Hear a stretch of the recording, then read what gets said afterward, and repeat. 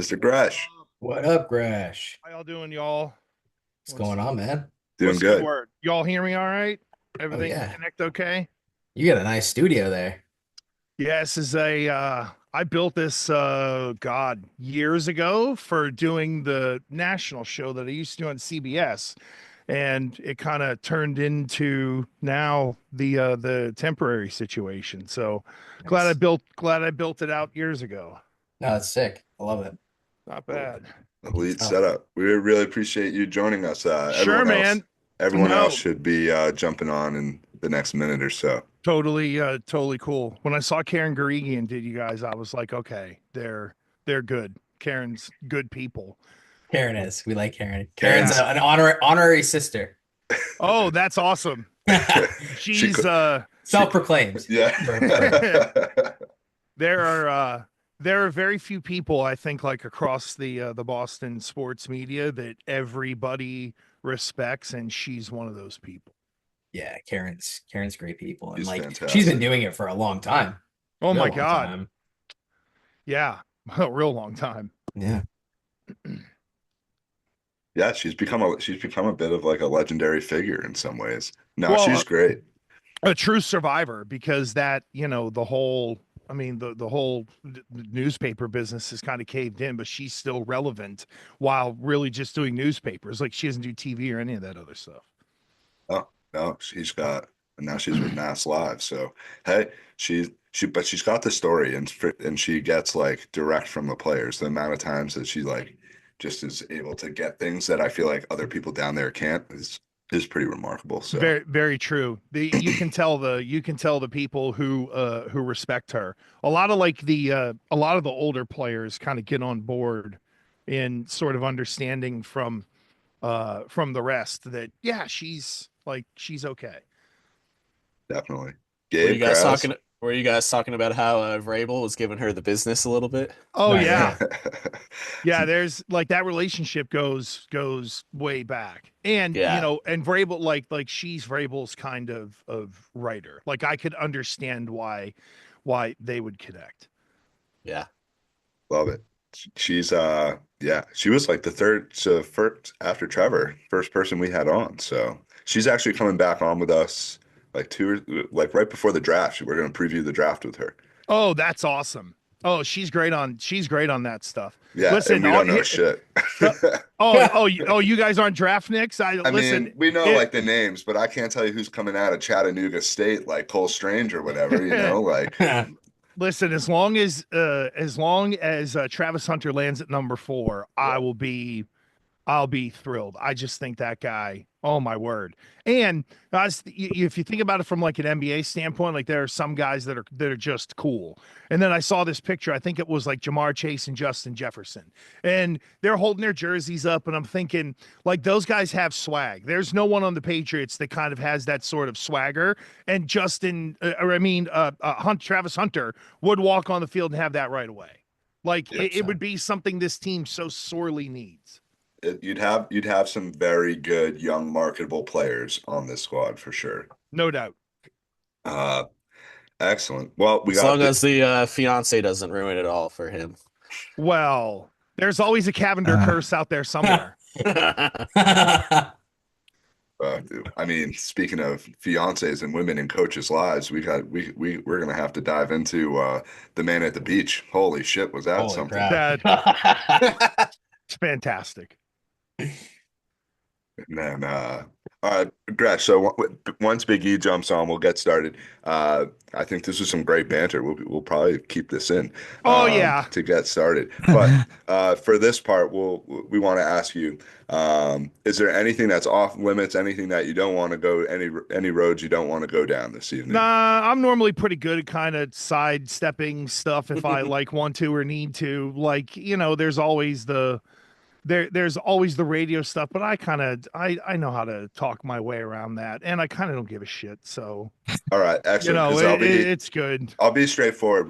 We do want to like ask that and get that out of the way from the beginning, and then dive into some more topics and whatnot. Just be No, like, it's totally cool. No, all I right, get it. I've been asked every question 6 ways to Sunday. all right. Well, no, we had to ask that. So, Thank you no, though. other than that, we're excited to let you know there's a few of us from URI here on the call as well. Holy shit! So that's good to know. There's some of the uneducated. That's good. More to than know. half. I See if you like can it. guess which ones. Yeah.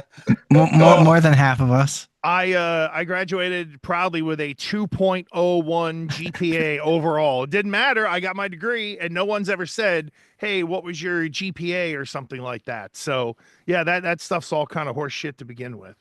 I agree. Yeah, As my well, grandpa says, BS is bullshit, MS is more shit, and PhD is piled high and deep. That's a grandpa line. Did he also say? Did he when he rode by the cemetery? Did he also say people are just dying to get in there? No. He had a better one. I was like, "Hey, Gramps, good to see you," and he just starts laughing. He goes, "Good to be seen rather than viewed." And I was There like, we go. Been viewed. I like that. Except on YouTube. Then you want views. Yeah, you want to be viewed yeah, on YouTube. all the views, please subscribe. Now we've changed it. We want views. Exactly. Big E, what's up, buddy? Good to see you. Not much. How you guys doing? Thanks for being on, Gresh. Sure, Pleasure no to meet problem, ya. man. Yep, good stuff. Big E, Whenever- give me a quick 5, 4, 3, 2, 1. I want to make sure your audio. Yeah, your mic's something A off. little Five, echo. 4, 3, 2, 1. There we go. Bang, There we There you go. bang, there we go. Excellent. We're kind of rolling here. I honestly feel like everything that we've talked about, we can just roll right into the episode. So, hey, everybody. It's great to be here for a fantastic episode. As you can see, we got Andy Gresh alongside this evening, graciously joining us as we're all donned in our green for St. Patrick's Day as we record. So, hope everyone enjoyed the weekend. We'll get into that. Fellas, how are you? Good to see everyone. Hey, good evening, good Well, evening. great. How's everybody doing, boys? Hope everyone had a nice weekend. How you Half- doing, Gresh? And good St. Patrick's Day. half of you look like you got thrown over a bridge on a video earlier today. Have you seen the stuff that's out there? It's unbelievable. Crazy. Southie was a wild place yesterday, it looked like. I was there. It was wild. Confirmed. Someone on the ground. Someone ate a bumper. So people jumping into the 4-point channels. We're gonna dive into the time capsule and some St. Patrick's Day stuff in a little bit. So we'll recap everything from the weekend. Gabe and I had a time out as well. But we got some things planned here with Gresh where we want to get into his career. There's some resonation here between the bros and some URI connections, and obviously there's a lot going on in the sports world as all that we want Gresh's take is on. So let's dive right into it with Gresh. As we talked about, want to start off with the career. Obviously, you've been doing this for a very long time, almost 30 years, and I feel like have been at so many different places throughout your career. And obviously, the latest stop was WEEI, and you were with Zoe before that. And I think that's how most folks here in Boston know of you. And where you're at now. So what's going on with Gresh as of today, March 17th, 2025, and some of those stops along the way. I mean, you've made some comments in the media about it's a business, and there's people who have that have, we've experienced it here on this show with certain people at certain places where it hasn't been as pleasurable as some other places. And so we know that's a part of this business and breaking into it.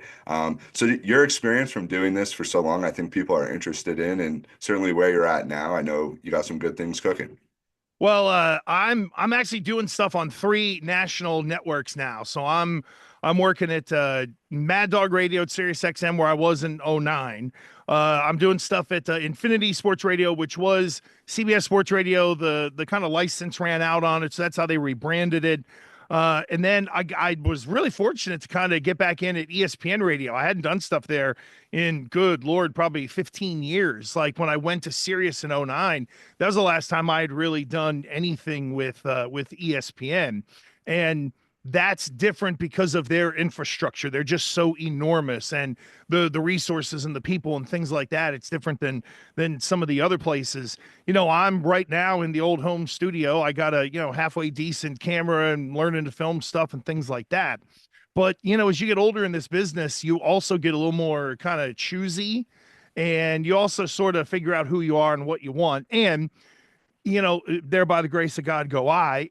If you sit on a couple of bucks and be smart and okay, you can get a little more choosy as you get older. And luckily for me, I'm kind of in a spot like that. I am doing some stuff locally still with the Rhode Island Lottery and doing stuff with Sportsbook Rhode Island and things like that. Trying to do some local things here, but again, I'm being like really picky because I sort of have the opportunity to do so. I like the gambling stuff. My wife and I are going to travel a little bit more. She's got a business. I run that. So, it's one of those deals where maybe you're not out there every day the way you were to be consumed, but you're still out there. And if you're comfortable with that, like there's a lot of me that I'm sure a lot of people kind of pick up on that, especially after a while, I kind of, don't give a damn. And I don't lose sleep over much. So for me, like all is good. I make my own schedule. It's really cool. If I were sort of working a normal gig, like I wouldn't have had, forget the time to be able to do stuff like this, probably wouldn't have had the ability because you're under contract to a radio company and even doing, stuff like this. So sort of learning a different world. And it's cool to reconnect with different people kind of at this point in my career and in my life. But let's make no mistake about it. Radio is a rough business. And if I go to talk to schools, I tell, people all the time, I'm like, understand really what you're getting into, because we've gone, even in just 25 years, from in a lot of ways mom and pop radio to now all corporate radio. And it's, here's the blueprint and the game plan, and there you go. And that's it. So it's a treacherous business to get into. If I were 25 years old, I would be terrified at what I saw walking in the door.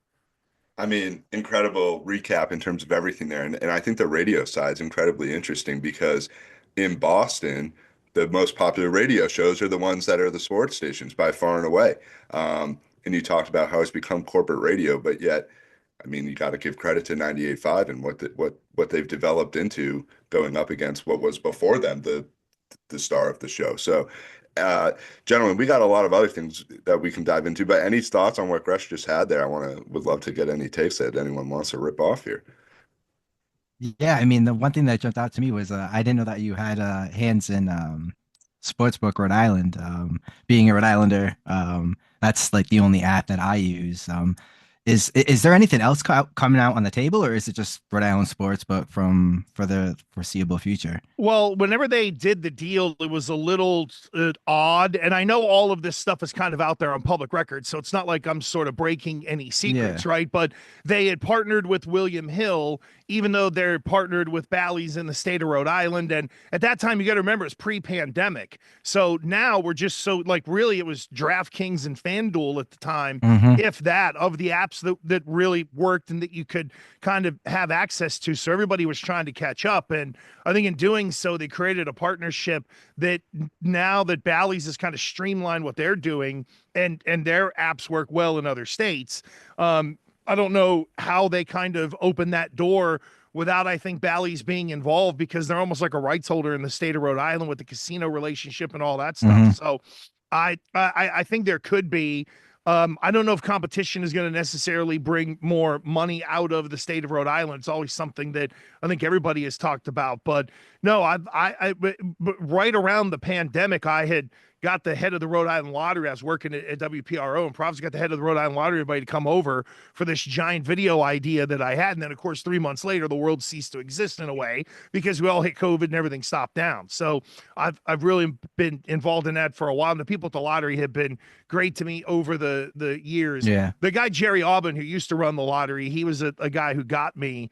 And the folks that are there running it now have kind of kept it going, and it's been really cool. But I like the gambling end, and I do think that one of the paths for people that are trying to get into the business is become a part of the degenerati, and you can see the train that is sort of building when it comes to gambling talk and sort of figuring out how to talk to people that gamble without losing the gamblers, if you kind of understand what I mean.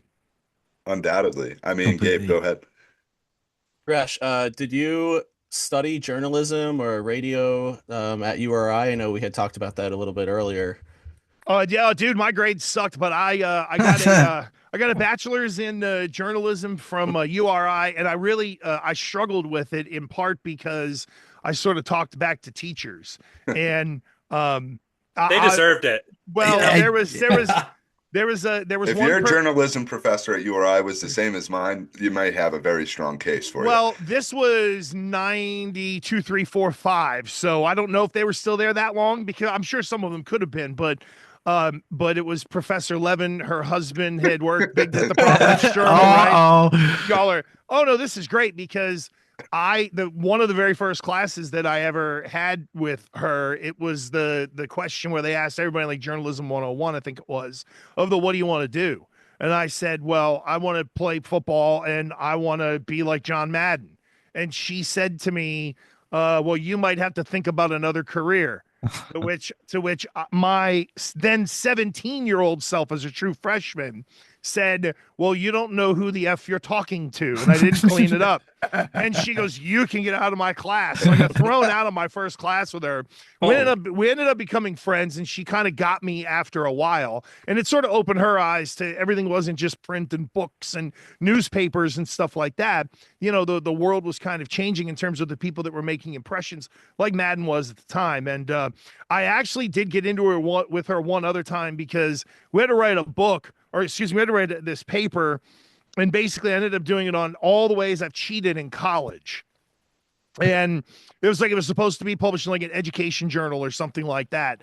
So I had this football coach who gave me the idea of the old arm in the sling, and you're in the bubble classes, you know what I mean? So you can stand up and be like, I'm just rotating it around. And then you're looking at the kid, and you're trying to memorize the dots and write them down and stuff like that. So I had all these different ways that I had come up with. And she like gave me a C. She's like, we can't publish this in an education journal. I said, what would be more educational to teachers than how people cheated around them? I'm like, and so it ended up actually going to, I think, like the dean of journalism, and they were like, all right, you can have a B on this. You just get the F out of here. That sounds like URI completely. Yeah, it was. I was really disappointed that URI didn't have more when it came to radio and television. I know they picked that up there, but I just like, I don't want to tell tales out of school, but like Fourier, who I was working with recently, is now like doing stuff at Bryant and teaching like a high level class. It's crazy. People underestimate the hell out of that guy, right? But he's like teaching a class up there, and he was talking to the dude that they, I guess, had ready, to maybe like teach whatever sports radio class. And he was just like, oh my God. So who knows if that's like in my future or something like that. But I shudder to think those who are teaching radio, because they're probably bitter from having been thrown out of radio or something to that effect, or did it 25 years ago, like a lot of these teachers. I just feel like the kids aren't maybe necessarily getting a true practical education so that when they get in the business, they can survive being in the corporate environment and understanding hierarchy and, don't make some of the dumb mistakes that can really set you back. I think we need to will Professor Gresh into existence. I think it would be a fun full circle moment for you. As long as I can do it from here. Like, can I do one of those Zoomers? Like, can I be one of the probably. Can I be one of the people that Trump hates? Like, I know they want to get everybody back to work and stuff like that. But if I could do it from here, I think I would sign up. Right. It's wild how comfortable and how quick I got like working from home and stuff like that. It was, like not going into an office or seeing people. Wow, I spend more time with my dog. Like I win. I don't hate it. It's nice not to have to deal with the commute back and forth. You gain so much time back in your day. You know what? It's funny you say that because like the stuff you do for radio. So I'm right near Providence, Rhode Island. I'm in Seekonk. I'm just over the border. And I worked in Hartford for like 18 months. And that was 90 miles one way. And you're doing that loop every day. And I had to earn it for a year before they allowed me to kind of do some stuff from home. But that drive is definitely, it's rougher and rougher. More people are going back to work. The infrastructure, we all know that it's bad. It is what it is. And there's no way someone like me could count on the train system unless I left at like 5 o'clock in the morning, got there ridiculously early. It's just a non-starter. You gotta be able to drive in from wherever you are to jobs like that. And yes, I have a nice like car and I don't drive it as much now. So I am like sitting there thinking, gee, am I just, wasting money on this? But then again, the time you get back, Eric, as you mentioned, like, my God, it's just crazy how for me, it was literally it would be 3.5 hours every day out of my life that I'd be driving. So you learn to do stuff. You learn to talk to people, connect, try to conduct as much business as you possibly can, stuff like that.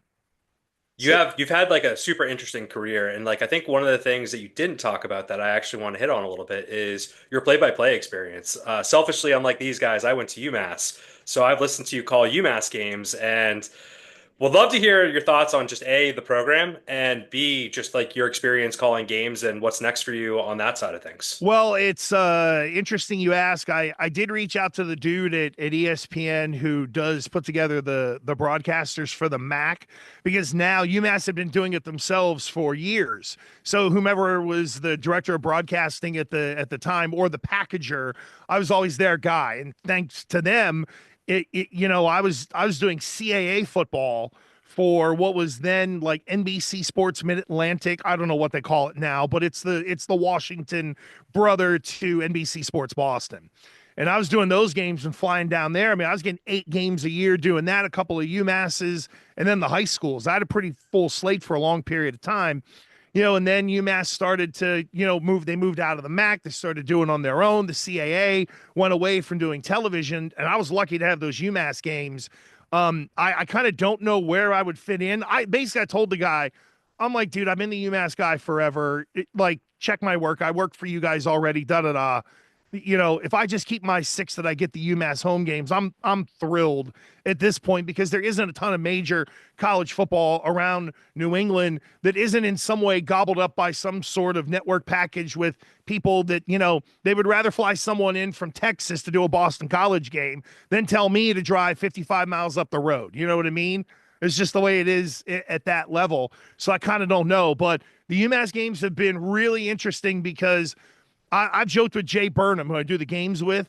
I've said, dude, there's an article in The Athletic about our play-by-play lives and what we have seen in a horrific way in 5 to 7 years that he and I have been doing these games. And I say that because it's crazy how they've lost games and how they've stubbed their own toe. And then, here's the Walt Bell era, and you're like, don't ever mention that again, because those are some real ugly times. Like, I kind of feel like, and I met with Harrisimiak, we did the signing day show, and we taped all these different pieces, and you meet Joe Harrisimiak and you can feel the energy, but he also gets how to build a Northeast football team. And some coaches like Walt Bell were more like, I want to go high flying. When it's late November and it's 35 degrees outside at kickoff to only get colder, you better have some tough kids that can deal with it. But anyway, I don't know where that's going. I've been really blessed, though, to do way more college football than I ever thought I would. It's a ridiculously tough end of the business to get into. Once you're in it, especially as a play-by-play person, you're a made man. The problem for color analysts is it always feels like there's somebody new. And half of these guys flame out anyway. Like, dude, in 2008, I did a show on SiriusXM NFL Radio, a 3-hour talk show with Jerry Rice. They were like, oh, we're going to try him out. It's like, oh, really? It's Jerry Rice, huh? And he did like 2 shows and that was it. So you end up losing, 80% of these guys along the way, but they bump out people as they kind of come in. So it's just sort of the way of the beast. And if I can keep my 6 UMass games or throw a UConn in there, that'd be great. I tell these people all the time, I'm like, do you want to fly someone in, put them up in a hotel and feed their fat ass? Or just, give me the fee, let me drive and feed my fat ass. There we go. Like, it's real easy for you. Well, I hope you get to call some UMass games. Yeah, me too. It'd be fun. And Jay Burnham does a good job, and that guy's the director of broadcasting out there, and he does yeoman's work on he does the best with the budget that he has, and I got a lot of respect for Jay. It's tough to grind in situations like that, where not that the athletic department is uncertain, but you don't know what curveballs are going to be coming. Like, all of a sudden it was boom, here we go, we're going to the MAC, and it was like, wow, it kind of caught everybody off guard. Yeah, we want to keep talking some football, but pro football. J-Mac, go ahead, bit. Yeah, so transitioning from the college game to the pro game, what the Pats made some moves last week. The clear direction was defense, and they haven't made many moves on offense. They did sign Moses, as we all know. What's your take on the Pats moves last week? Well, I kind of look at it as them getting to par, right? And I'm pulling up my laptop because I do a show on Tuesdays on my YouTube channel at The Real Gresh with Jason Anik, the brother of John Anik from UFC. And on our show, I sort of like broke down the roster quickly, right? So if you wanted to look at coming up with just a 46-man roster that can survive on game day, maybe not be great, but survive, right? You have May, you have Dobbs, you have Milton. And let me tell you a quick little thing about Dobbs. my former college quarterback at URI, for the URI guys, is dude Chris Hickson. Hickson and Trent Dilfer created this thing, and y'all can like look it up. It's called QBIQ, and it teaches you how to read defenses based on if it's cover 4, here are the safe throws in that coverage, da da da. It's really a quarterback training program. And what excites me about Dobbs being with May is that piece of it, is getting the kid to think about what would be the safe throws in coverage, because his arm is going to tell him, F it, I can make every throw. If you can get him to stop and think, what percentage of, risk are you assuming by making this play with this coverage? I think Dobbs can really help with that. That really excites me about him. But if you had Ramondre, Antonio Gibson, Tyrell Jennings, and this wide receiver group isn't great, but Hollins, Pop, Booty, Bourne, Polk, and Baker. With McDaniels, maybe he can manage that a little bit better. One of them's going to sit down. And I did have David Andrews in there. I know there's the rumblings about, Bradbury from Minnesota. But if you had to live with... Okay, there you go. So if you had to live with Ben Brown for like week 1, and you had Onwenu at right guard, Caden Wallace at right tackle, Morgan Moses at left tackle, Strange or the young kid Robinson battled out at left guard, you can at least get on the field with that. And I felt like last year you would look at the roster and go, you can't get on the field with what you have. Now, this is very surface level, and they got a long way to go. And defensively, I love what they've done because they're filling the gaps, and it feels like they want to go back to like 2021, where Josh will manage the kid accordingly, lower the risk, lean on what they hope is a top 8 defense. Maybe it's a little boring this year at times, but if Josh and the kid click, say they get Travis Hunter and they play him a bunch at wide receiver, how does that guy not make some plays and at least add a little energy to this offense, which they desperately need? If you can find a way to get to 10 wins next year, that probably either gets you in the playoffs or bare minimum puts you in the playoff hunt, where we would all at least feel good if they didn't make the playoffs. No, my goodness, we'd be thrilled with 10 wins. I just, after the past few years, I want to pick your brain as an offensive lineman. So you're the notion of moving Moses to the left tackle spot and not shoring up the right side, because I've heard that shoring up one side completely with Onwenu and Moses might be a better option, but I'm curious what your take is on that. Well, look, they're clearly not done, right? And I'm not sure what their plan is for kind of Cole Strange at this point. If they go sign the dude that just got released from Minnesota, now you've got him, you've got Brown, you then have Strange and the kid last year, Robinson, to kind of battle it out for left guard. They're going to find a solution at left tackle. I really think in their heart of hearts, remember they signed to play left tackle or draft to play left tackle. If they can be on that side and Wallace is maybe on the right, Wallace or Moses is going to be the swing tackle. Like originally with Moses, I thought, okay, at worst he can play, but it felt Riley Reif-ish, where it was, okay, we maybe want this guy to take the right tackle job, but if some young takes it, we know he's got versatility to play left and right side. So you're sort of insulating yourself at that position in some way. They're not done. They're going to add another tackle. I don't know if they go for Cam Robinson, but they have enough draft currency to be able to go make a trade for somebody that we might not be thinking about. So I only mentioned what I did as like a baseline. If this was the worst you had, you could at least get on the field sort of scenario. But no, they're going to add big guys. It feels like they've done it in free agency on the defensive line, and they'll do it through the draft on the offensive line. So Gresh, give us Gresh's bold prediction for the draft. Like what do you think is going to happen, or what do you want to happen? Well, I think what will, I guess this would be the bold prediction, I suppose. It would be they get Travis Hunter at number 4, and then the 3rd round pick that they got from Atlanta, they're going to take that, package it with the 2nd rounder, and get back up into, say, the 20s, where the rest of the crop of the offensive linemen are going to be. So I think you could take that 2nd rounder, slide up, and get your choice of that group of offensive tackles, like Connerly from Oregon and people like that are going to be there. And you just look at the draft order. I was talking about this the other night on, I think it was ESPN radio, where like Pittsburgh, okay?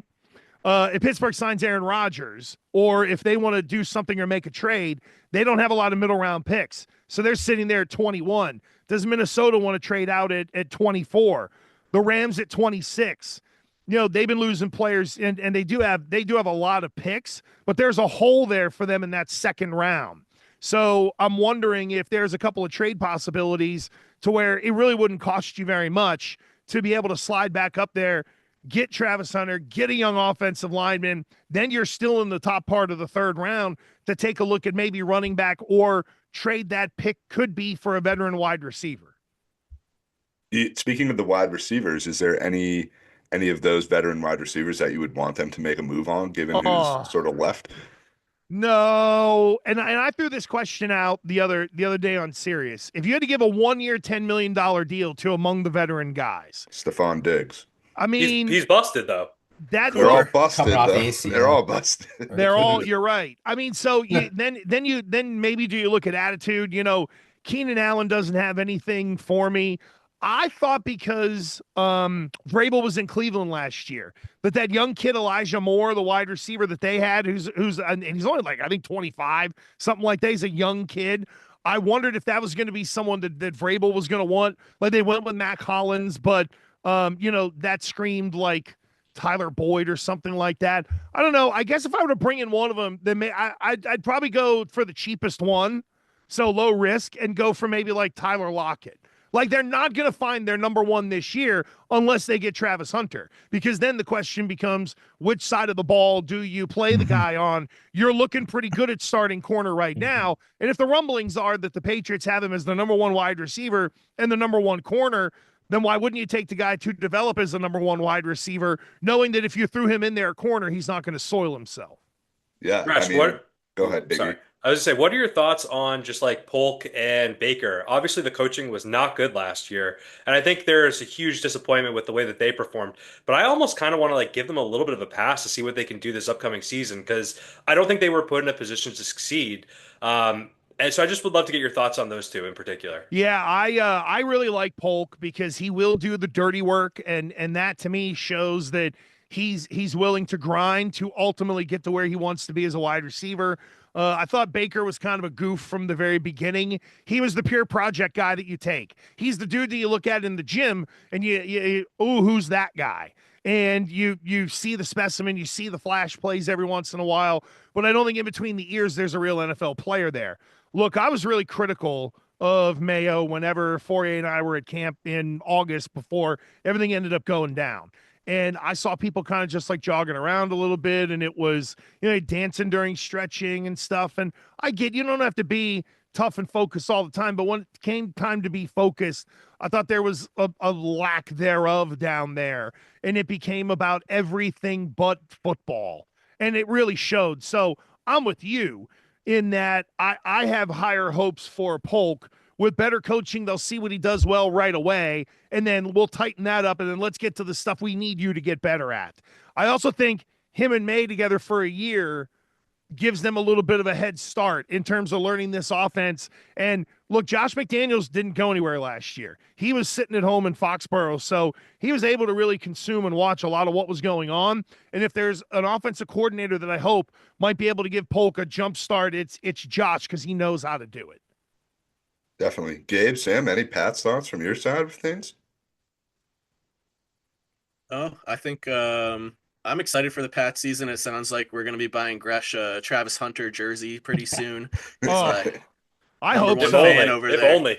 I hope so. If not, I will be like, I'll be devastated. And I'm not like down on Will Campbell. I just don't think the tackles are top 5 worthy. And I don't see them adding another defensive lineman at number 4, the kid from Michigan. Now maybe that screams trade down. That would stink. So how does Travis how does Travis fall to them? Like what? Like you gotta have. What's the scenario? Well, the quarterbacks are likely to go 1-3 if you assume, and I do, that there's. I mean, are the Giants that silly to pass on a quarterback and maybe make their owner happy in giving them someone with at least the last name of Sanders, let alone if Cam Ward falls to them, then they almost have to draft him, because otherwise I think the city would revolt. I think Cleveland really is in they're likely for Abdul Carter. If QBs go 1-3, Carter's the other guy that goes to Cleveland. Then Hunter is sitting right there at number 4. And if he isn't there, I'll be disappointed.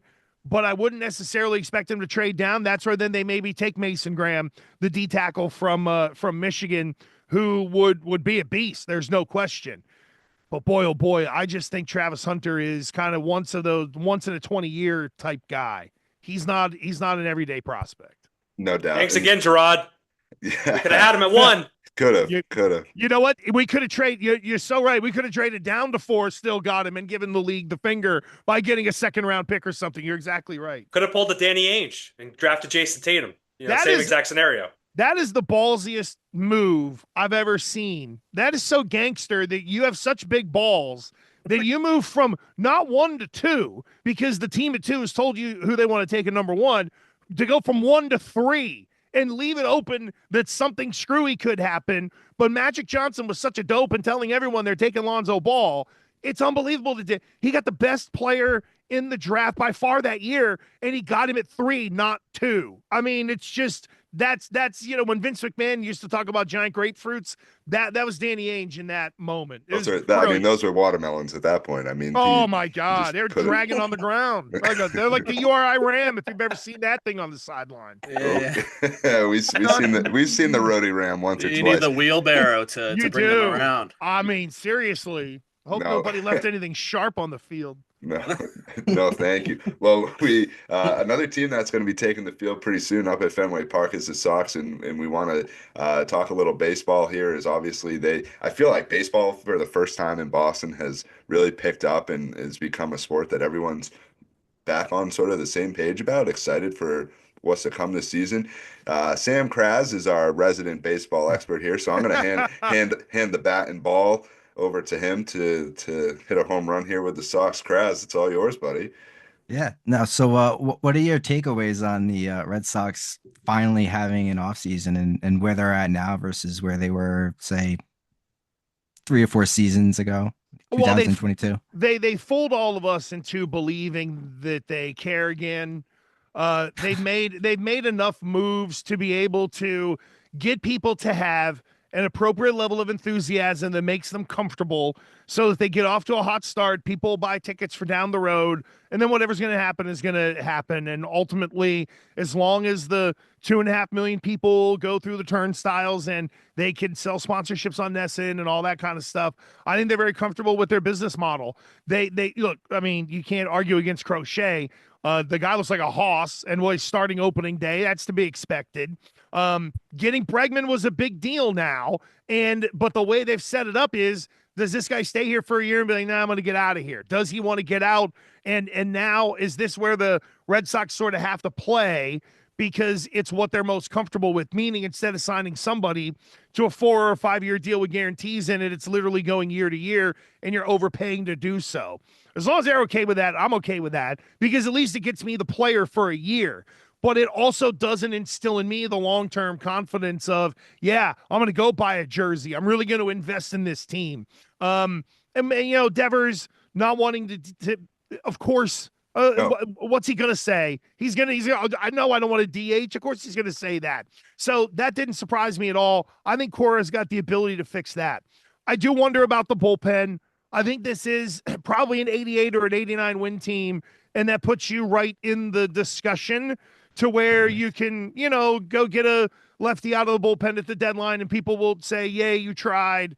Maybe they come up short or lose in a wild card game, and let's reload for next year and figure out how not really to commit to a lot of players.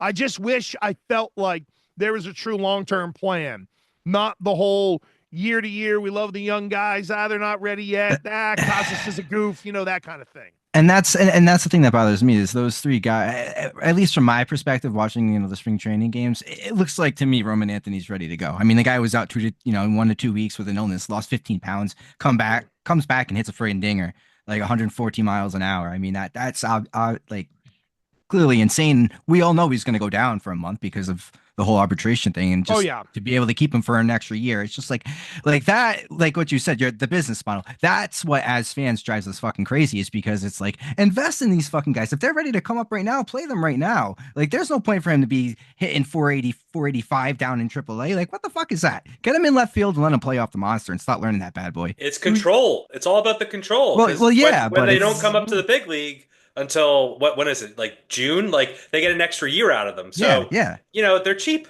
It's what they It needs are. they need to be done with that.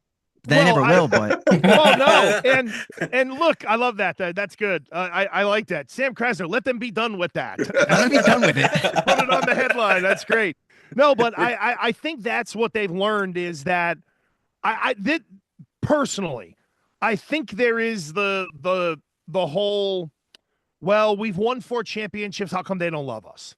That they Get can't over comprehend yourself. over there, right? I think that's where John Henry is at right now, quite honestly. So I think what they figured out is, well, we're going to get nailed anyway.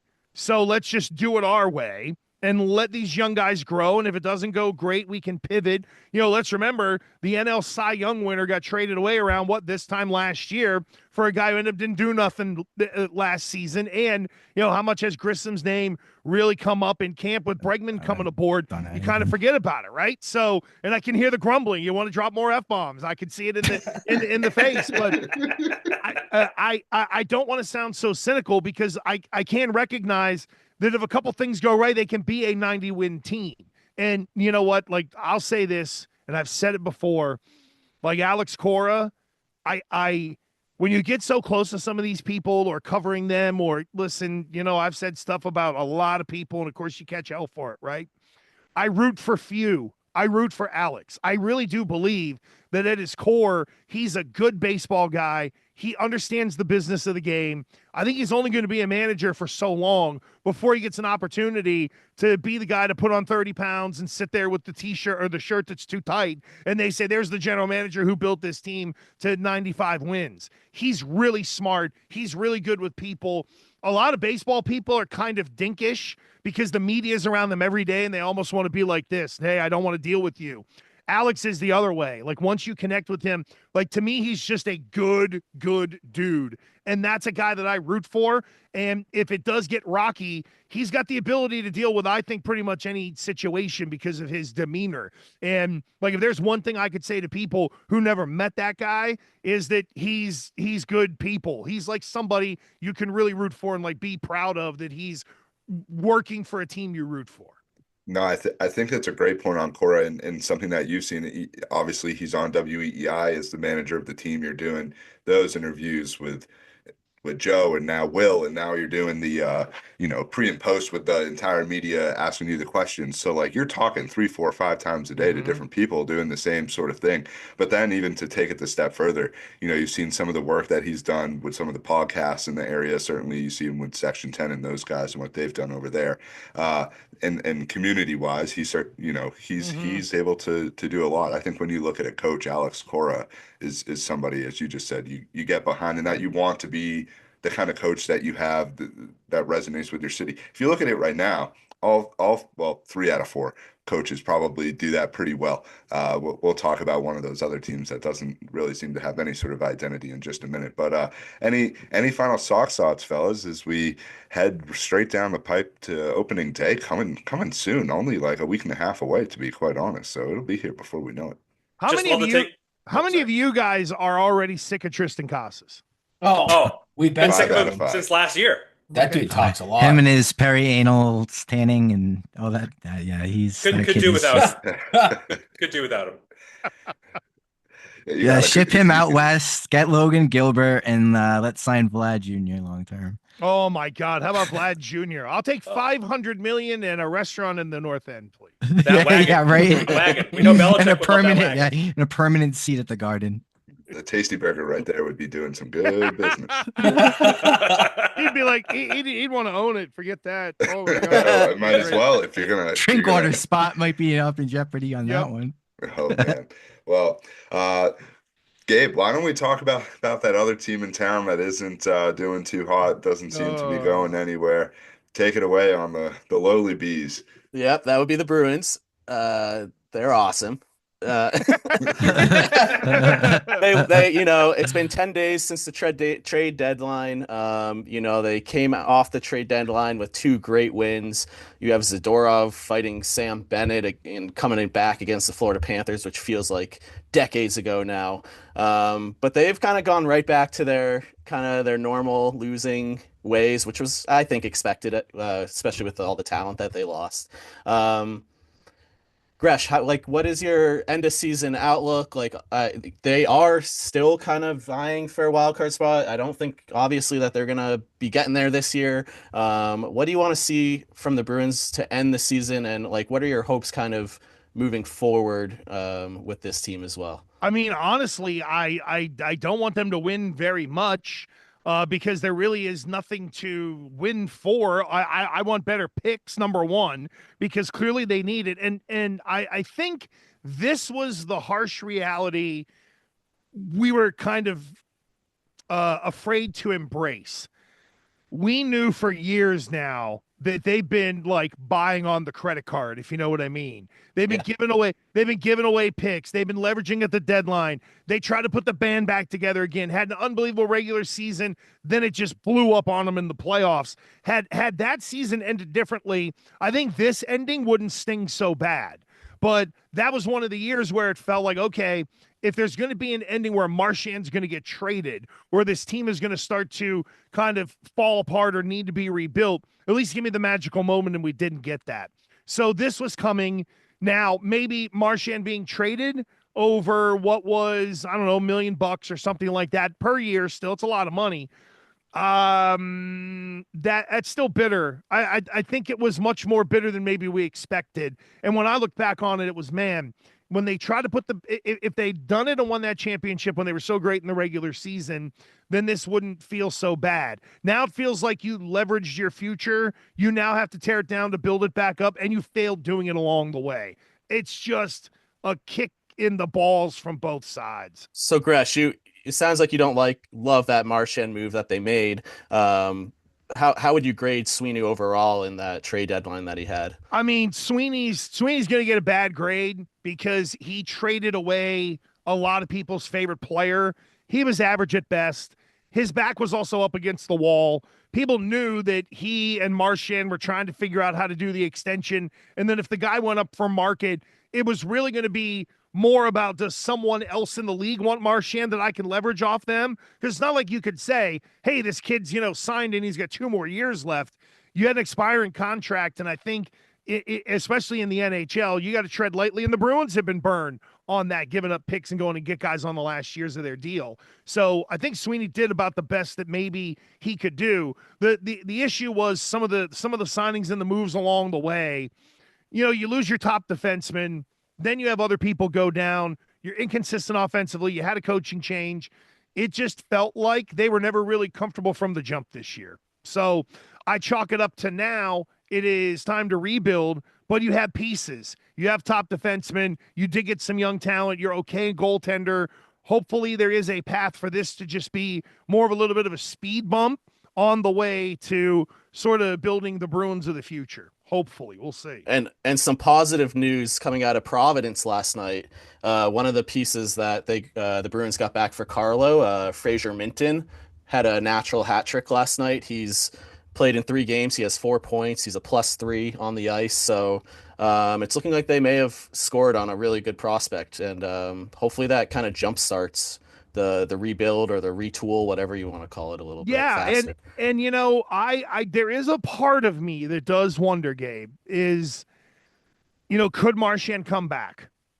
Yep. Like, is this just one of those deals where it was we agreed to disagree, he went and does whatever, maybe they meet in the middle and he comes back? I don't know if I know hockey's got all these fakakta rules, so I don't know if there'd be something against it or whatever, but it wouldn't be uncommon in the NHL with a player so attached to the Bruins that maybe they bring him back on a couple of years and sort of sew the wound shut a little bit, letting him go. My thing with that, though, was there was a report the other day, I think it was Elliot Friedman or Connor Ryan, one of the two, that came out and said Marchand was seeking 3 years at like $8 million per year. Yeah. And they apparently were offering him like what his current contract is. And I love Brad Marchand. He's been a phenomenal player. He's the last player of our childhoods to really move on from Boston, to be honest. But like, that is not money that you pay a 37-year-old aging winger that's clearly lost a step, that had multiple surgeries and is currently injured. Like, you can't do that. That's a waste of money. I hate to say it, but you can't do that. You can only, I would see him coming back maybe on a 1-year deal. It'd be really nice. Entertain. it'd be really nice for fans, I think, to have him kind of end the chapter and close the book in Boston. I mean, it's just so weird seeing his first game against the Bruins, like skating on Bruins ice in the red Panthers uniform. It's just like this leaves such a bad taste in your mouth, and it just feels so wrong that I could see them kind of maybe wanting to bring him back, but also in a sense wouldn't mind if they just moved on and We also kind of had to kept see moving. Tom Brady in a fucking Buccaneers jersey. Well, Like I mean, we we Right, got never right, right. expected we this. got spoiled as Bruins fans. We had, Chara his whole career, pretty Mhm. much for the most part. We had Bergeron his whole entire career. So, Very a true. lot of those Yeah. icon guys, Krejci. we've exactly, they've been there kind of from the get-go. So I think it's something that we're kind of used to. And like you said, Gabe, I think a 1 year deal could be something that might be of substance for this team. Well, and I also think too that if there's going to be emotion to maybe overpay someone a tad, Josh made a good point. You don't throw away the good money after bad just because of the emotion. But if the Mhm. market next year for Marchand is more of the 1 for 4, and you give him 1 for 5, I don't think that ultimately breaks the back. And that's also a gesture to maybe get him back in a little bit. And look, he is what he is at this point. The Bruins clearly needed to turn the page. We could argue they probably needed to turn the page 2 years ago to avoid something like this, but you're intoxicated with trying to just figure out how to keep it going. And a lot like the New Orleans Saints, the San Antonio Spurs did it for a little while, and ultimately they had to kind of hit rock bottom. I don't think the rock bottom will be as bad for the Bruins, but this is it. This was the crashing thud. Clean up your cap, be smart, try to hit on a young guy to where you can get, somebody who can go out and score like crazy for a couple of years, and you're paying him $1.295. They should have done it 2 years Absolutely. ago after losing Bergeron and Krejci, their top two centers. Like that should have been the signal to the team that like, hey, we don't have the players. We can't just piecemeal this. We need to kind of find those guys that can be our first and second line center going forwards. I think the rest of it, like yeah, obviously like top six players don't just grow on trees, but Sweeney's a good enough deal maker that he can find those types of players. He just can't find the centers. So I Yeah. I, I don't know. To me, that was always the big mistake. Yeah, and I do wonder if at some point there might be a change at the top there as well. Cam Neely has done the role of has performed the job of president for a long period of time. I do still think though that whatever happens, former Bruins are going to be involved. I don't think the Bruins are going to get away from that. If there's a general manager out there that has ties to the organization or someone that's being groomed underneath who maybe we don't hear about as much under Don Sweeney right now. I don't Maybe think Zdeno Chara. you know what? Listen, crazier things have happened, and if Zdeno is also willing to maybe be kind of like the caddy for a year, maybe he learns a little bit from Sweeney or learns a little bit. That would be a scenario. Interesting that you say that. Say they want to move on from Sweeney, but Neely ends up staying. I could see Zdeno in there because Neely can be the one who could also kind of hold his hand a little bit as well. I mean, it's an interesting theory. Plus, it'd be great in a press conference. See all the tiny reporters trying to have their like extendo mics up there to talk to the guy. That would only tickle me because of short media people. Big Z roaming the halls of the TD Garden would be something I actually think Bruins fans would be in favor of. And Gresh, as we like to do, we start negative, we get more positive as we go here on the Boston Sports Bros podcast. So Big E, why don't we talk about the one team here in town that's on the positive? Yeah, I mean, obviously we got one team that really does have, title aspirations. They're going for the back-to-back. We got the Celtics. How are you feeling about the Celtics these days? They've had, I would say an interesting season, especially for the fact that they've been losing a lot of games at home, still putting up pretty good numbers. But what are your thoughts on the Celtics and where you think that they're headed these days? I thought you were going to the Revs there for a moment. I was getting a little nervous. Looking at the time, like, oh my It's god. like, oh man, I gotta brush up. No, I have so little issue really with kind of the way the year has gone for the Celtics because for me, I have an unbelievable belief in their experience, especially this second time around. I Mhm. was doing this the other day because in doing the national stuff, I always get people that Gresh, are we love the notes. You were like preparation A plus. oh no, You're no, getting that well, GPA at URI up right now from bro, Professor Plotty. no, this is just Professor Plotty. This is just bullshit from the same day that I did 3 shows on 3 different networks. It just I happen to have it near me. But the so for Cleveland, Donovan Mitchell's played 54 playoff games. The guy with the most experience on Cleveland in terms of playoffs is Max Strus with 55. To put that in perspective of experience, Peyton Pritchard's played in 58 playoff games. I was blown away by that. That's so a lot. Yeah. their best player is still 4 games short of just Peyton Pritchard. Kristaps only played in 17. And that's the guy that, for me, I'm like, okay, just make sure he's healthy. I don't care if he plays 40 games. Make sure he's upright for the postseason. Hauser, 41. Holiday, 89. Derek White, 72. Al, 186. Which I think I think Al beats the whole Cleveland team in terms of like playoff combined experience. Yeah. So he's played 2 full seasons. Plus. That's crazy. You don't want to mess with playoff Al, too. He takes it to another level. He does. And then Jaylen Brown, 124, Tatum, 113. And to me, that's the experience that is going to win out. That and health. I know they have not been great closing out in the fourth quarter, and they've had some issues there. Now, if that happens in Series 1 against Team X, whomever it is, I'll probably start to get a little nervous and be like, okay, let's make sure this isn't in this team's DNA of blowing fourth quarter leads. However, we have not seen the accelerator press down at all with this group. Like, how many times have we seen the real, full 8 guys who we know that are going to play in the postseason all together, matched up to where Joe Mazzulla can play all the cards? What, maybe 5 games this year at the most, if that. That's what we're going to see in the postseason. That's what I really believe in. And I think in the next 10 to 15 games, we're going to start to see the level pick up a little bit. This is where Jason Tatum can start to really take over and next year get in line to be in the MVP discussion. I so love this team. I hope they're not going to let me down. I think it's going to be them in Denver. I think Denver beats Oklahoma City along the way. And I don't think it's a lock that it's going to be the Celtics and the Cavs. I'm starting to wonder if Milwaukee can kind of get in the way of Cleveland along the way here in the East semifinals. The NBA, it's getting to the point of playoffs here in terms of the matchup, and the draw right now in the Celtics in the 2 seed actually looks a little bit more favorable from who they've played against this season. The West is interesting. You know, they obviously struggled against Oklahoma City in that game. That was this previous week against them, and seemed to have some matchups. Porzingis didn't play though, so they don't have the full. But neither did Jalen Williams, and neither did a few guys on OKC. So like I hear what you're saying, but we gotta make sure if we're gonna play that game, we gotta be even on both sides. I still think though, Chet Holmgren went off against the Celtics, and I think KP in there would really, really benefit them in that aspect. Yep. 2 lanky motherfuckers going up against each other. Yeah, exactly. Just flopping around. Listen to club music like they're in Latvia or something.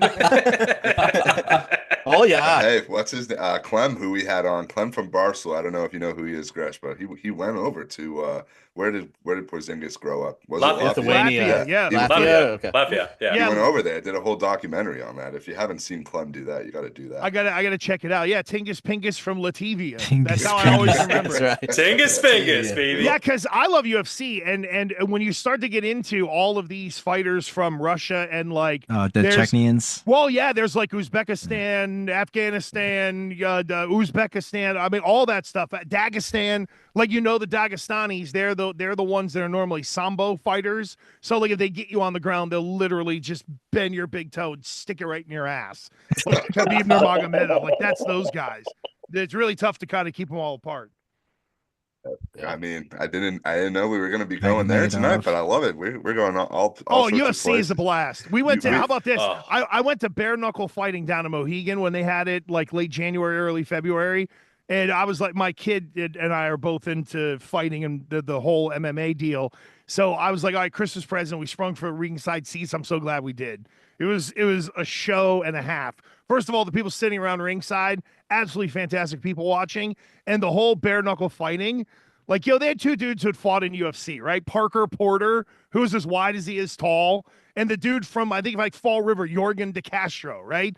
And you could tell when a UFC level guy ended up getting in there versus, like Joe from Jiffy Lube or something like that. Oh God. It was, oh my God, it was unbelievable. It I just, can't believe they allowed that. That's crazy. oh, and you hear the thud differently. It's kind of Oh, awesome. But no, anyway, man. I mean, digress. I'm sorry. I drove us off an exit ramp. Hey, that's all right. We take exits all over the place. I mean, look, there's nothing quite as entertaining as live combat sports, to be quite honest. I mean, we all sit down on our couch and watch one of them every fucking Sunday for 20 weeks in a row. So who are we to say? Just a That is different way of true. doing it. That is true. All right. Any final takes on the Celtics, boys? Otherwise, when we wrap things up with a guest, we really appreciate the opportunity to go into all these different avenues with you and touch on all the different teams here in town. Any final Celtics thoughts, boys? Are we ready for the lightning round? I Let's think go we're to the ready for lightning some round. lightning. All right, bang bang. Let's do the lightning round then. Pew, pew. Gresh, who the fuck's kicking it off? I'm so far into the Gabe, I got script here this. that I think I'm in Gabe, take any it place. away. So somebody take it away. All right, Gresh, favorite co-host. Oh, Zolak. I've been friends with him forever. Yeah, that run never should have come to an end, but no, he and I are there's just a special bond there for a lot of reasons. He's been very kind and very deferential of giving me credit in terms of my role in terms of his career, and I give him credit for the role he's had in my life, and it's gratifying. I mean, we all love Zoe, one of the best in all of sports radio and unbelievably entertaining for sure. Incredible. So, where's the favorite place that you've worked at? Or it sounds like maybe what you're doing right now, potentially making your own. Yeah, the home studio is pretty cool. I gotta tell you, I would, for me, as crazy as it sounds, nothing beat the very first time in 2003. I wasn't even 30 years old that I got to do a shift on the Fan in New York, and at that time, that was. It was Imus, Big time. Mike and the Mad Dog. It was in kind of its heyday. So I would still say there, and I would say the old Fan. Now the new Fan is on Hudson Street in New York. The old Fan was right near in these old studios in Queens, right near the entrance for like the New York offices for Lifetime Television. So when you walk down this long, smelly hallway in Astoria, Queens, New York, and like these movie studios type thing, you walk down there and you're walking in there, you see Betty White and B. Arthur, and then the Hallmark movie of the week. And then there's Steve Summers standing outside near the cigarette thing, having his drag. Hello, how are you? And they had like the whole WFAN. It was like embedded in the wall in this carpety looking thing. Like if I could have cut it out, I'd have taken it. But and probably for me, that's a very nostalgic answer because that was the first time that I was there. Now I'm just a salty person who's numb to it and tells networks, "Hey, are you okay if I work from home?" So evolution. I mean, WFAN also extremely legendary, and it sounds like you've built a relationship with some of the guys there. Certainly, Mad Dog in terms of being on his Sirius channel now and his success and relevancy. I mean, his Belichick, and like all the crazy things that comes out of that guy's mouth. Ah, man, his rants. When I first met him, we went to this. So this would have been right before they did the hiring in 2009.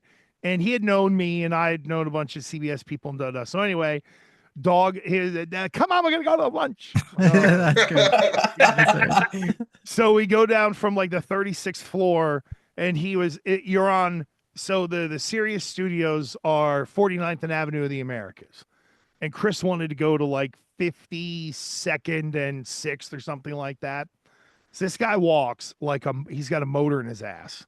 And at the time I was maximum density and I could not keep up.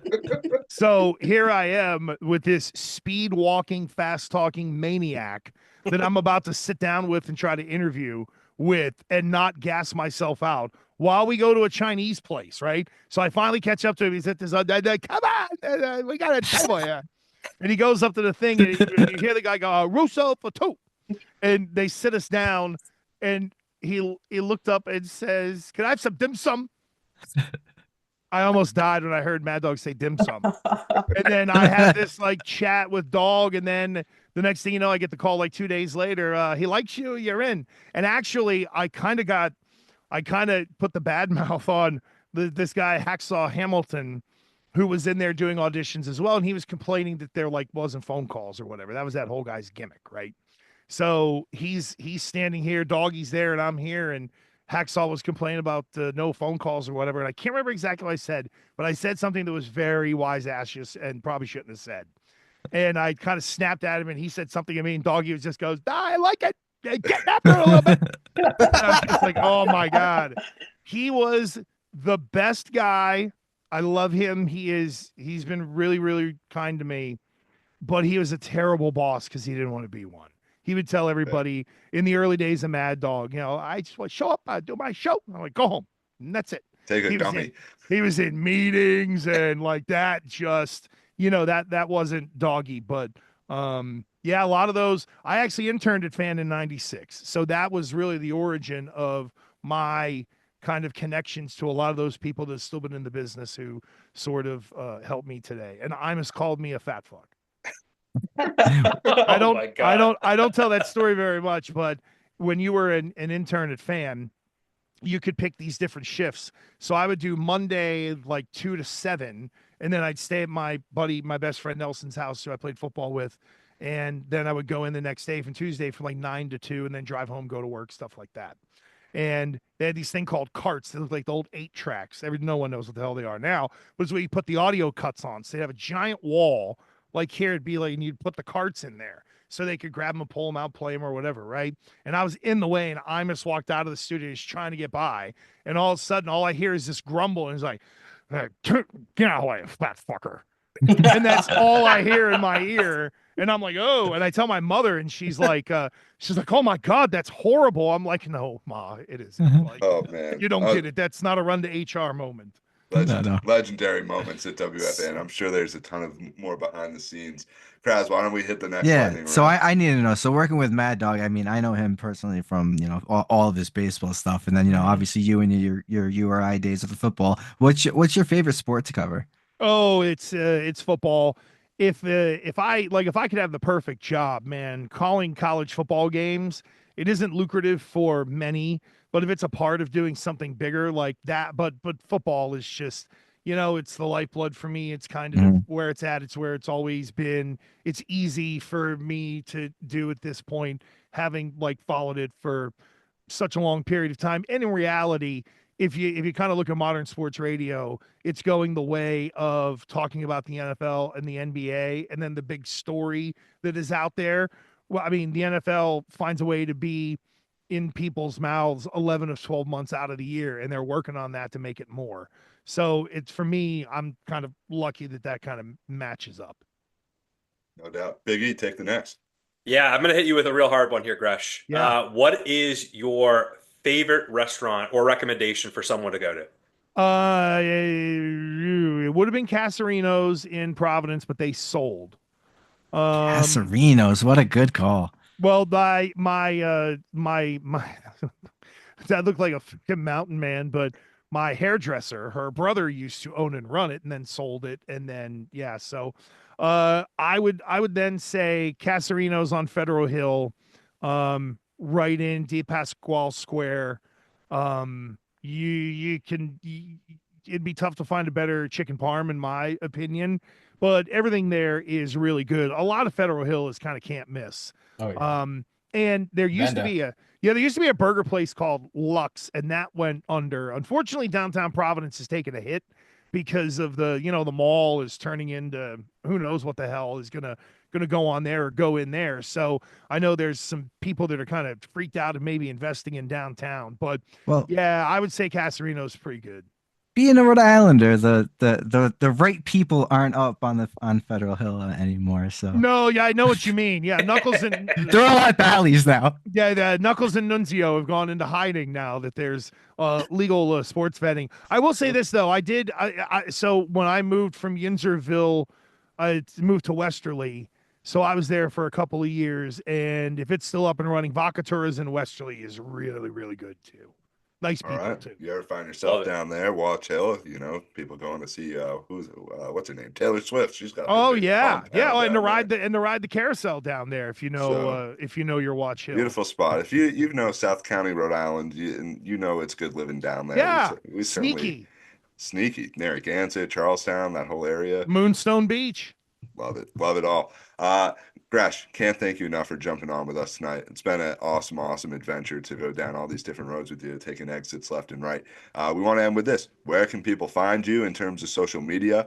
Where can they follow you? And when can they hear your lovely pipes on the different networks that you're on? So I'm easy. Everything is at The Real Gresh. That's TikTok, that's Instagram, that's X, and that's my YouTube channel. I do not do a good job of marketing it. Every Tuesday morning at 11 a.m., I do Gas, the Gresh Anik Show with my buddy Jason Anik, where we do a lot of Boston sports, but we'll hit MMA. We will talk betting as well. So that's on the at The Real Gresh YouTube channel. And then, yeah, I've kind of been settling in on Saturday and Sunday mornings on Sirius, 8 a.m. to noon. And then I know Sundays on Infinity Sports Radio, 2 to 6 have been pretty consistent. ESPN is catch can. Again, follow me on socials. I kind of tweet it out and make sure it's out there. And listen, you guys do a good job. You know, I said to you before we came on, if Karen Guregian comes on this podcast, then you know you guys are, as they would say in New England, you guys are good shits. So if you're getting her to come on, and I know you got a lot of people, and I did bang out the first time because that was the 2.5 inches of rain on top of 4 inches of snow. So, of course, I got water in my basement because that's an extreme situation. But did you call game over for water? No, I did not. No. And I didn't call anybody the goddamn Sarge is involved with either. I can tell you that. Oh, it's great. Everything's great.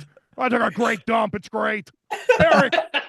Eric is great. Gabe, hairline, great.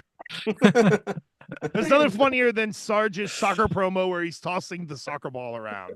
That might be my favorite thing on the planet, bar none. What a guy. Sarge is one out of one. Hands on balls. Oh. We got a Sarge salute even. Crazy. Sarge is he's morphing into like the way evil Vince McMahon was, or when Vince McMahon would be pumping up the Rumble in the early 90s, like that. All the Royal Rumble.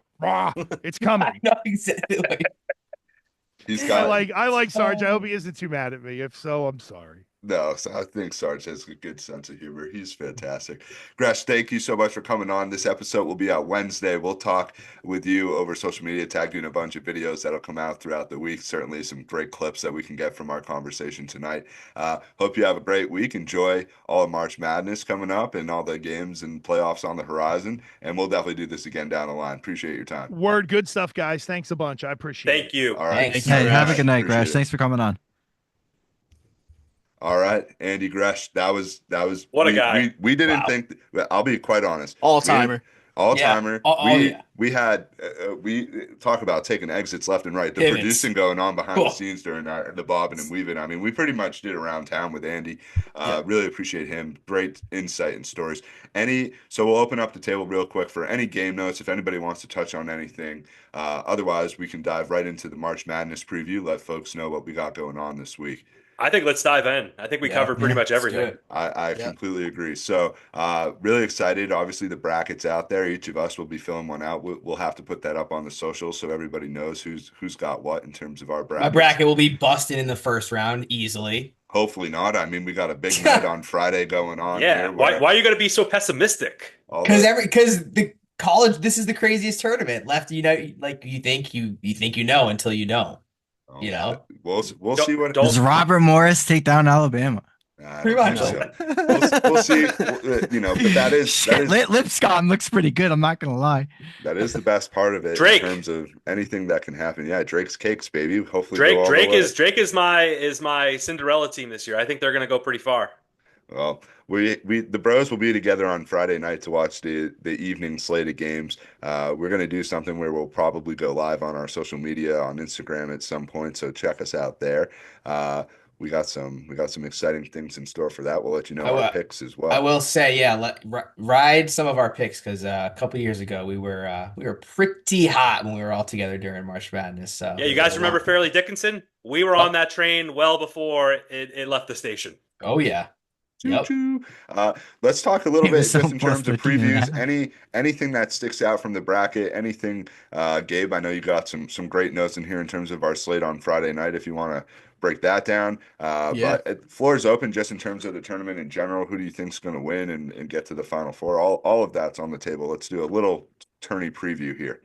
I think one thing before we turn to the positive, Cooper Flag going down this past week in the ACC tournament hurt his ankle. Really hoping that he's going to be able to go in that first round of the NCAA tournament. It's sounding like he's going to give it a go on Friday. Who does Duke play? They play. I'm not sure who Duke plays, but I'll look it up. yeah. But it sounds like he should be good to go. So Oh, that was a little we don't know who they play yet. okay. All right, yeah. Right, they got the play in. They have a So it one sounds like seed. he'll be good to go. So UConn will be a legitimate like number 1 seed and kind of take it from there. I don't think I don't think Duke is going to be the team that ultimately wins overall. I don't know. There's a lot of good teams in this tournament. It's hard to choose. Another thing that I think is interesting too is, obviously a lot of love for Bryant making the tournament, another local team, but they beat Maine in the championship for there. Someone who plays on Maine is Ace Flag, which is Cooper's twin brother. Oh, that's cool. So I thought for a hot second, hey, wouldn't that be kind of amazing if it was Duke versus Maine in the first round, where the Flag brothers are playing against each other? Obviously, not fair. And they probably would have gotten their ass kicked, but would have been a great story. So a little sad that didn't happen, but also at the same time too, very happy that Bryant's in the tournament because more local teams in the tournament is always a good thing. Yeah. Absolutely. And you got UConn, who has a first round matchup against Oklahoma Friday night. And then Hurley did beat Oklahoma when he was with the Rams back in, I think it was 2018. Trey Young was on that squad. That was a good win for the URI Rams. Then they lost in heartbreaking fashion to Oregon in that next game. That was the Final Oh, that Four was run tough. from Oregon that Pritchard was on that team too. You know So, who was on that Oregon team that year? Dylan Brooks. yep. Oh, Oh, that's a name. Yeah. Sure was. So they pain in did the us ass that guy they did is. us dirty. Friday's a great slate. And fellas, I got exciting news from Mrs. P today. Gonna have boots on the ground in Providence on Ooh. Saturday for what could be a matchup of Rick Pitino versus Calipari. Talk about Federal Hill going crazy, my You're friend. All going? right. I will be Talk about the there. hair going back. I Nice. will be Wow. there. So very, very excited for that development. Wow. Unexpected. Nice You little. ruined the Celtics. I just want to throw that out there again. He did.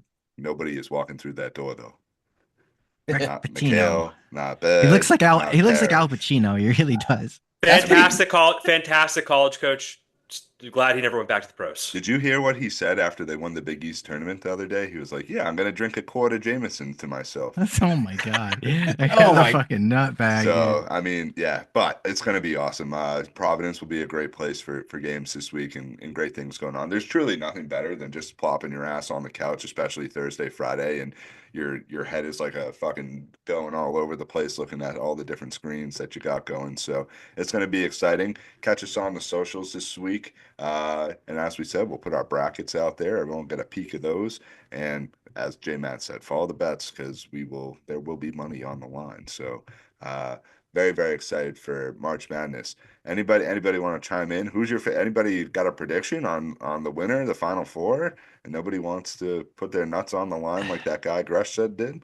I will say I like a lot of the 2 seeds actually more than the 1 seeds. I think St. So John's could definitely go all the way. I think Alabama. I know that they just lost in the SEC tournament, but they've Michigan been pretty State. good. They've been pretty good all year. Michigan State. So I don't necessarily think it's going to end up being, and it never is, all number 1 seeds. I actually tend to think that 2 seeds could be they could be a lot more in play this year. Definitely could be. I think I might go with Florida this year. They've been looking like a team that is very good. For me, it's them and Duke, especially coming from different sides of the bracket and the opportunity to meet in the championship. If Cooper Flag's healthy, I think he's the best player, bar none, in college hoops, and is a Tatum and like KG like player. So Well, speaking of Tatum, I think Tatum and his favorite teammate of all time, Al Horford, might have a nice little rivalry if that happens. that would be National champion Al Horford. great. I don't know if there's many other players on the Celtics that can say that, if any. Yeah, so the tournament will produce some unreal moments that we'll talk about next week as well from the first 2 rounds. And we're gonna keep this train moving here as we head towards the final exit on the Boston Sports Brothers podcast.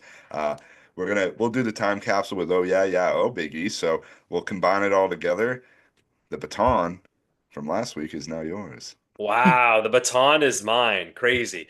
Guys, I'm not Now going to you even get tell you assault guys do the charges. whole spiel like I normally do. It's the best segment of the week. It's time to talk about the things that are fantastic, the things that we love. And, or actually, excuse me, we're going to talk about the things that we don't love too. Those are the things that are like, yeah, oh, and the things that we love, the Yeah. things that are stupendous, the things that are magnificent. Can I get a, oh, yeah? All A right, who wants to St. kick us Patty's off with the Day. first? Oh Oh, yeah. yeah. All right, let's get this ball rolling. I mean, Celtic City. Any nuggets from episode 2? As we certainly the universal. Oh yeah, amongst the 5 of us, I thought it was a great episode and really went into depth in terms of just how amazing a figure Bill Russell was in so many different ways.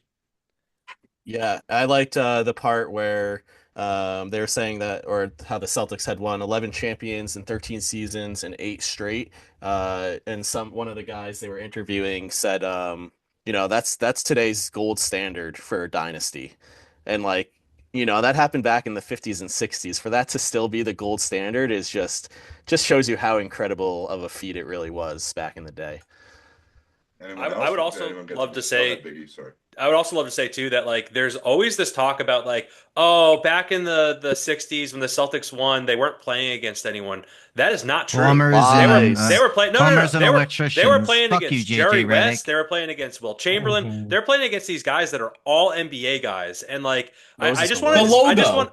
I just want to dispel that notion because I just think it's asinine and it really discredits what that team was able to do. So just want to again put that out there that like it is ridiculous for certain sports talk show hosts that are like, oh, they didn't do anything. They didn't win against real players. They won against real players, and they were the epitome of a team. So Not only did they win it, it was the times of when they won it, what was happening outside of basketball.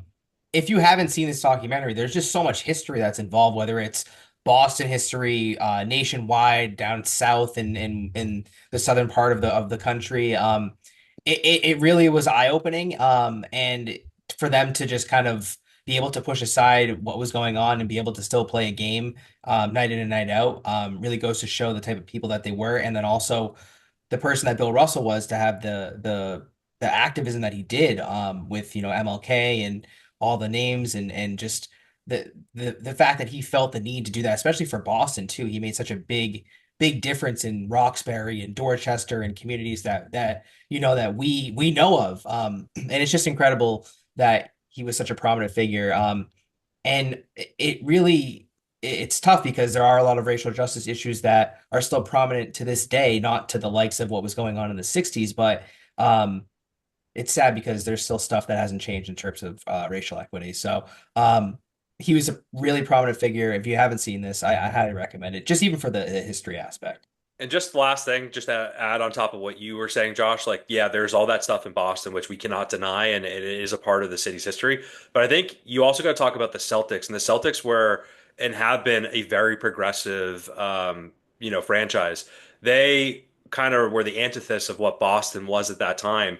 They're the team that drafted the first black player. They're the team that had the first black starting five. Like, they did what they needed to do, and they didn't see race as a barrier to their success. And if anything, they looked past it. And it's really cool just how great the organization was despite everything else. And I think one of the things that I really loved about the documentary was how Red took Boston off the jersey Yeah. and put Celtics on there because they were there to play for each other, not for the city.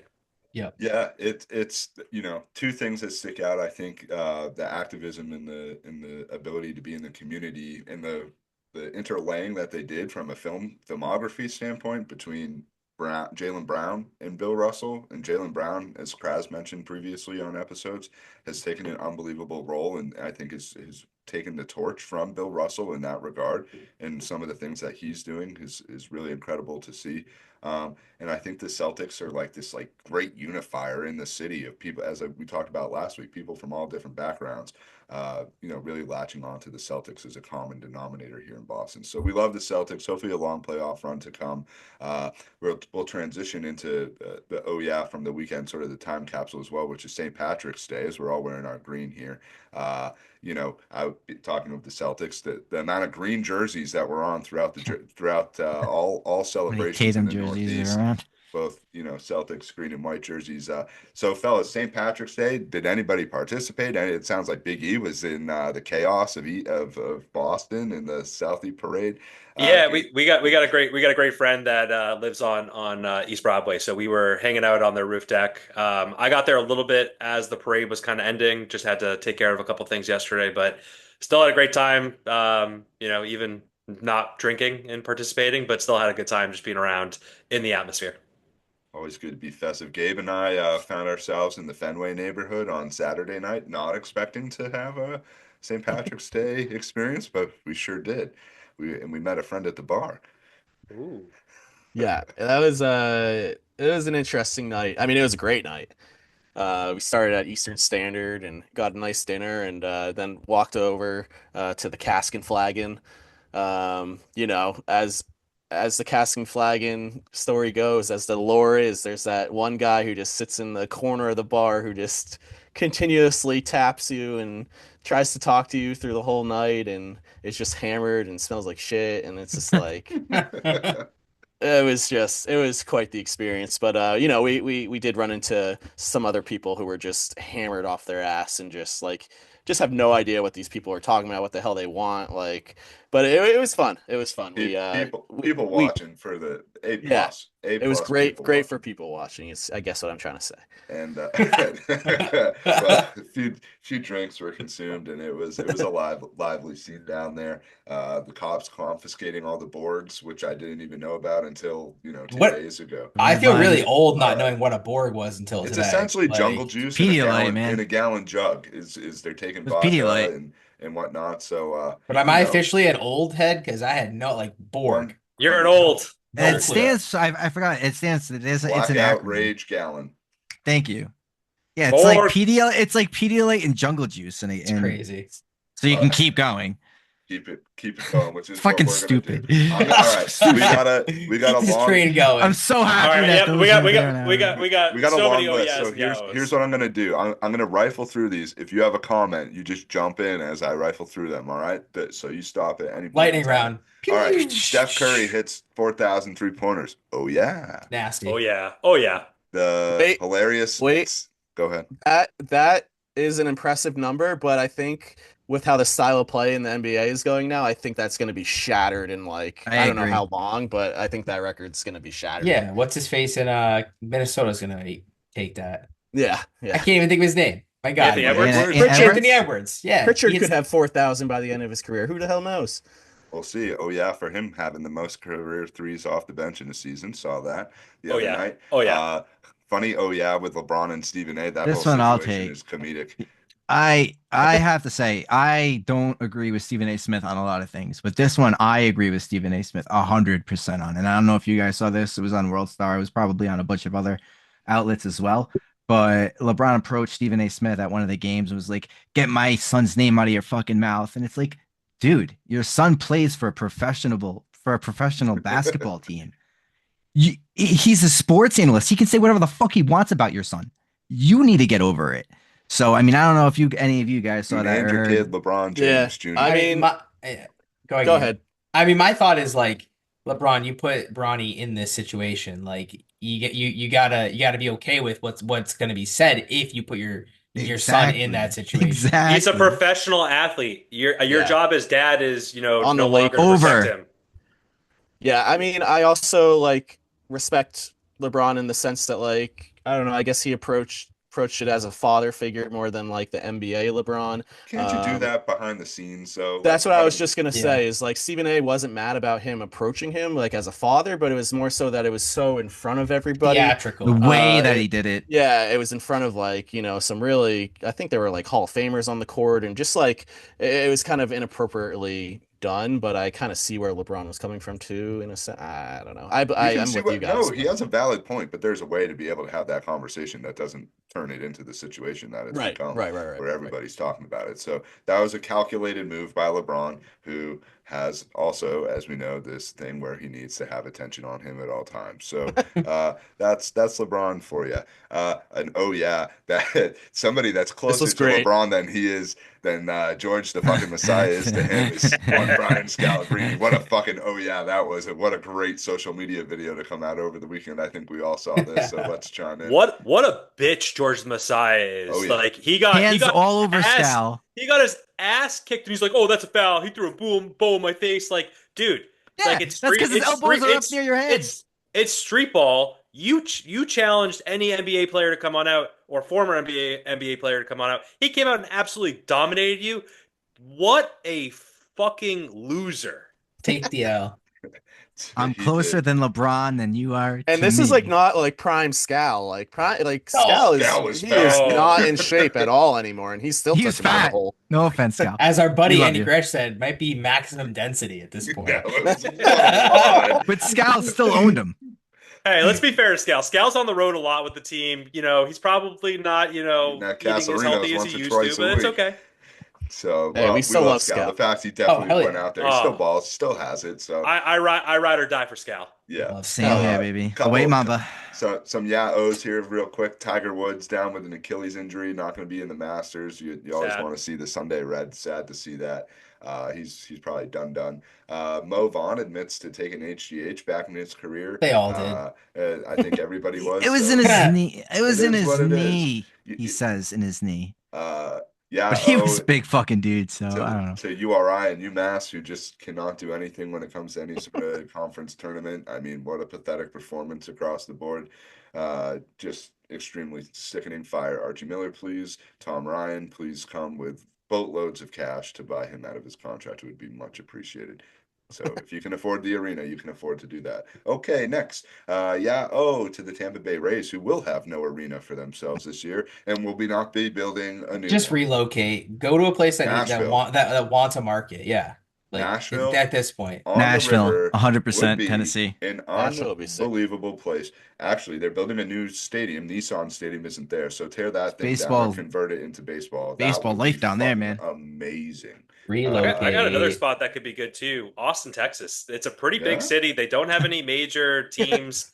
And I know Texas has two teams already with the Rangers and the Astros, but I think they could dominate in Austin.